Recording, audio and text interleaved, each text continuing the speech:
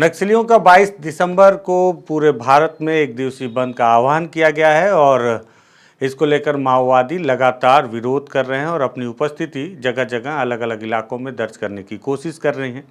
लगातार उनके द्वारा अलग अलग इलाकों में बैनर पोस्टर लगाए जा रहे हैं, कहीं मार्ग अवरुद्ध किया जा रहा है तो कहीं वाहनों में आगजनी भी की जा रही है। आज एक बार फिर से माओवादियों ने अपने एक दिवसीय बंद के पहले ठीक एक दिन पहले फिर बीजापुर के इलाके में एक बड़ी घटना को अंजाम दिया है।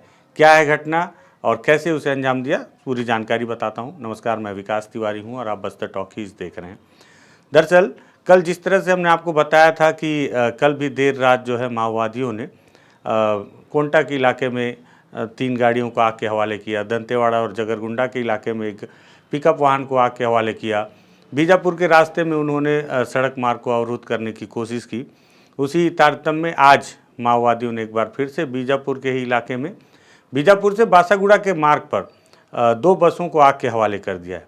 अभी लगभग जब हम इस वीडियो को शूट कर रहे हैं तो ये घटना उससे लगभग 1 से 2 घंटे पहले की है। दरअसल बीजापुर से बासागुड़ा के रास्ते में सबसे पहले उन्होंने दुगईगुड़ा एक इलाका है, वहाँ पर एक बस को आग के हवाले किया। ये बस जो है रायपुर से आवापल्ली की तरफ जाती है। रॉयल ट्रेवल्स की ये बस थी।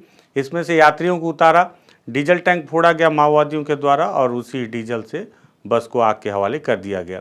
यात्रियों में दहशत था और ये जानकारी मिली थी कि तभी माओवादियों ने जो तीमापुर है उस इलाके में कुशवा ट्रेवल्स की एक बस है जो कि जगदलपुर से संचालित की जाती है, उस बस को भी रोककर उन्होंने आग के हवाले कर दिया। 2-2 यात्री बसों को लगभग 20 से 22 किलोमीटर के दरमियान उसके बीच में माओवादियों ने इन दोनों बसों को आग के हवाले कर दिया है।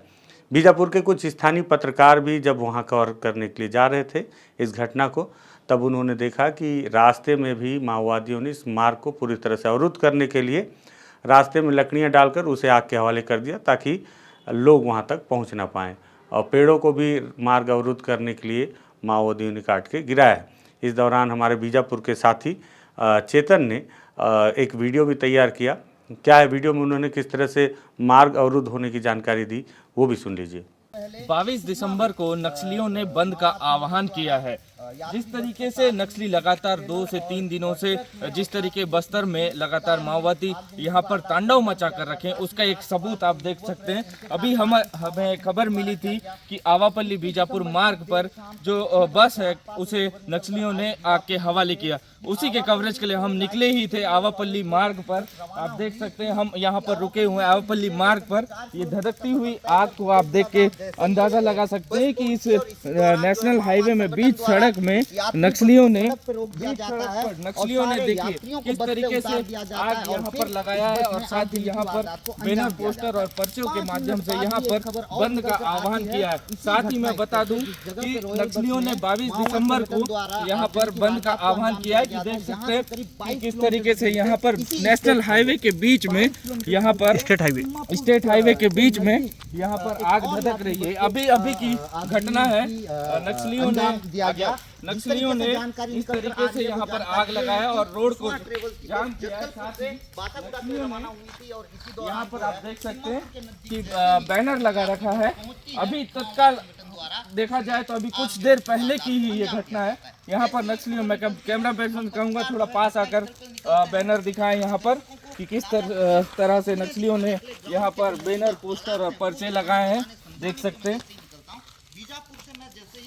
यहाँ पर नक्सलियों ने लाल कलर के बैनर में लिखा हुआ है कि भारत बंद का 22 तारीख को ऐलान किया गया है। आप देख सकते हैं किस तरीके से नक्सली यहाँ पर आकर अभी लगभग शाम के 7:30 बज रहे हैं।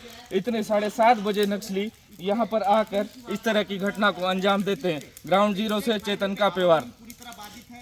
तो देखा आपने कि हमारे बीजापुर के जो स्थानीय साथी हैं चेतन, वो किस तरह से बता रहे हैं कि जिस इलाके में माओवादियों ने 2-2 बसों को आग के हवाले किया है, उस इलाके में जाने से पहले ही माओवादियों के द्वारा इस तरह से जो पहले टहनियों को और पेड़ों को काट कर सड़क पर गिराया गया और गिराने के बाद उसे आग के हवाले कर दिया गया। एक मोटरसाइकिल सवारी जो यात्री है उसने भी एक वीडियो तैयार किया है और उस वीडियो को उन्होंने किसी माध्यम से पत्रकारों तक पहुँचाया, जिसमें साफ नज़र आ रहा है कि किस तरह से जहाँ पर बसें जल रही हैं उससे ठीक पहले बड़े पेड़ों को काटकर सड़क पर गिरा दिया गया है। मोटरसाइकिल से हालांकि चलते हुए उन्होंने इस वीडियो को तैयार किया, जिसमें एक पूरी यात्री बस धू धू करती जलती नज़र आ रही है। मौके पर अलग अलग इलाकों में माओवादियों ने बैनर पोस्टर लगाए हैं और 22 दिसंबर को जो एक दिवसीय पूरे भारत बंद का आह्वान उन्होंने किया है, उसे सफल बनाने का जिक्र भी उन्होंने अपने इस पर्चे में किया है, जिसमें उन्होंने ये भी कहा है कि ये जो भारत बंद का आह्वान माओवादियों के द्वारा किया जा रहा है, दरअसल बिहार और झारखंड में जिस तरह से माओवादी संगठन के खिलाफ जो बड़े ऑपरेशन चलाए जा रहे हैं, ये भारत बंद का आह्वान उसके विरोध में किया जा रहा है माओवादियों के द्वारा, क्योंकि उन इलाकों में लगातार फोर्स अटैकिंग मोड पर है, माओवादियों को बड़ा नुकसान पहुंचा रही है और जिससे माओवादी अब उसके विरोध में इस तरह के बंद का आह्वान किए। बंद का आह्वान कब किया गया? 22 दिसंबर। और इत्तेफाक देखिए कि कल वो 22 दिसंबर है और कल ही छत्तीसगढ़ में जो नए मंत्रिमंडल का गठन किया जाएगा, उसमें जिन 9 नए मंत्रियों के नाम आज मुख्यमंत्री ने बताए हैं, वो सभी कल शपथ लेंगे राजभवन में।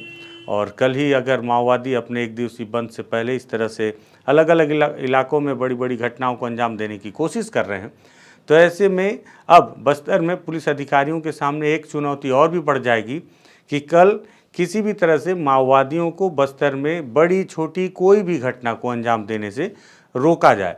क्योंकि कल अगर राजभवन में नए मंत्रिमंडल के विस्तार के दौरान जो शपथ ग्रहण का समारोह होगा और उसी दौरान अगर माओवादी अपनी उपस्थिति दर्ज करने या अपने एक दिवसीय बंद को सफल बनाने के लिए बस्तर के अंदरूनी इलाकों में अलग अलग इलाकों में अगर बड़ी घटनाओं को अंजाम देने में सफल हो गए, तो कहीं ना कहीं ये नए मंत्रिमंडल के लिए, नए सरकार के लिए एक चुनौती होगी, साथ ही साथ जवानों के लिए भी एक प्रश्न चिन्ह खड़ा करने वाली बात होगी कि जवान माओवादियों को बड़ी घटना कर पाने से रोक नहीं पाए। सरकार पर भी कई सवाल खड़े किए जा सकते हैं अगर माओवादी इस तरह की घटना को अंजाम देते हैं। और विपक्ष मुझे लगता है इस मौके पर चूकेगा नहीं, लगातार वो आरोप लगाएगा, क्योंकि बीते दिनों में पूर्व मुख्यमंत्री भूपेश बघेल के भी एक बयान को सुन रहा था, जिसमें उन्होंने कहा था कि 5 साल कांग्रेस की सरकार जब छत्तीसगढ़ में थी तो उन्होंने माओवाद पर लगाम इतनी ज़्यादा कस कर रखी थी कि विधानसभा चुनाव में माओवादी कोई भी बहुत बड़ी घटना को अंजाम नहीं दे पाए। अब आज ये जिस तरह से आज और कल माओवादियों ने इस 2 बड़ी घटनाओं को अंजाम दिया है, जिसमें अब तक कुल 6 गाड़ियों को उन्होंने आग के हवाले किया है, बड़ा नुकसान हुआ है, यात्रियों को काफ़ी तकलीफ़ें हुई हैं, यात्रियों को पैदल यात्रा करनी पड़ी है, यात्री दहशत में भी हैं। और ऐसे में बस्तर आईजी का भी बयान कल हमने आपको सुनाया था कि उन्होंने दावा किया था कि माओवादी भले किसी भी तरह की तैयारी कर लें, लेकिन जवान मुस्तैद हैं, वो उन्हें किसी भी घटना को करने से रोक ही लेंगे।